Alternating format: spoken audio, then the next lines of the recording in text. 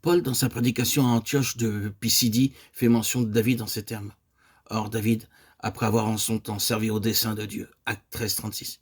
Cette déclaration souligne que le fils d'Ishaï vint dans un temps précis de l'histoire afin de servir dans le cadre et la limite d'un plan prédéterminé par Dieu lui-même. Ceci est un point fondamental en relation avec notre éducation spirituelle, car le Seigneur doit travailler très profondément en nous, dans l'intention de nous amener à la faillite de nous-mêmes avant qu'il ne puisse nous révéler quelque chose de ce plan. L'œuvre du Saint-Esprit a pour but de nous amener à la connaissance de ce que nous sommes par nature, pour que le meilleur de nous-mêmes soit vu comme ne pouvant être agréé de Dieu. Dieu ayant mis de manière absolue et définitive son veto sur ce qui procède de notre propre fond. Dans cette chronologie du temps aboutissant à son établissement comme roi sur tout Israël, nous voyons cependant qu'aucun détail du plan pour lequel Dieu l'avait suscité ne lui avait été encore révélé. Ce n'est seulement qu'après avoir introduit l'arche à Jérusalem que la pensée de la maison lui fut donnée. Il est très important de remarquer comment David s'exprime devant le Seigneur concernant la pensée de la maison. C'est pourquoi ton serviteur a trouvé dans son cœur de te faire cette prière. 1 Chroniques 17, 25. Il est clair qu'elle n'émanait pas de lui, mais qu'elle avait été introduite dans son esprit par Dieu lui-même. C'est cette révélation qui le rendit hardi devant Dieu. C'est pourquoi ton serviteur a osé prier devant toi. 1 Chroniques 17, 25. Dieu opère à son heure et par révélation la translation d'un détail de son plan pour porter à la connaissance de l'instrument son intention afin qu'il soit son collaborateur dans la réalisation de ce qui a été révélé. Cependant, bien que la pensée de la maison fût maintenant dans son esprit, il n'était pas encore possible de l'édifier car il était indispensable que les conditions requises par Dieu en vue de construire le temple soient rassemblées. C'était sur le butin pris à la guerre qu'il les avait consacrés pour l'entretien de la maison de Dieu. 1 Chroniques 26, 27.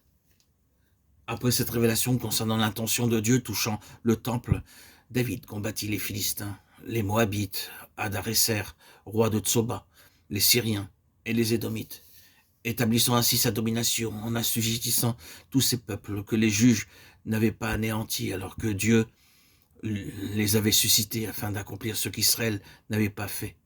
Mais eux aussi n'achevèrent pas, et ces nations subsistèrent.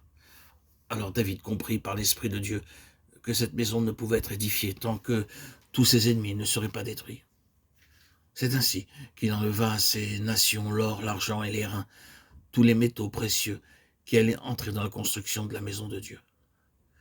Mais cette illustration dans l'Ancien Testament a sa contrepartie de façon spirituelle et vraie dans la Nouvelle Alliance. L'édification de la maison de Dieu qui est l'Église n'est pas seulement une question quantitative, mais aussi de grandeur et de mesure spirituelle dans les saints. Le terme édifier est synonyme de croissance pour amener à maturité. Or, la croissance spirituelle ne se réalise jamais par des voies de facilité. Dès que le Seigneur a révélé quelque chose de son plan en relation avec son dessein, nous sommes confrontés avec les forces du mal et nous passons par les eaux profondes de l'épreuve et de l'adversité, où il nous semble que nous allons succomber sous la pression spirituelle à laquelle nous sommes soumis et personne ne pourra ni nous aider ni nous secourir car la raison de cette lutte est en nous, en valeur et en importance spirituelle à cause de ce qui nous a été révélé. Cependant, alors que nous sommes au cœur de ce combat, que nous résistons en demeurant fermement attachés au Seigneur, les valeurs de notre tête se développent en nous, et ce qui est vrai de son caractère le devient en nous. C'est dans la lutte que nous sommes formés, façonnés, et que se développe en nous l'endurance et la persistance dans la prière, et que nous sommes appelés à persévérer alors que nous ne voyons rien se réaliser de ce qui nous a été révélé. Cette endurance à travers l'adversité à cause de ce que le Saint-Esprit a déposé en nous produit dans l'être intérieur cette foi vivante. Il en est de même pour toute prise de position à l'égard de ce que nous savons être la volonté de Dieu. Et lorsqu'avec un cœur déterminé, nous nous sommes entièrement engagés et livrés pour la cause du Seigneur. C'est ainsi que nous rassemblons les matériaux pour la maison de Dieu. Les valeurs spirituelles concentrées dans notre tête sont introduites en nous par le Saint-Esprit, alors que nous sommes aux prises avec les forces du mal.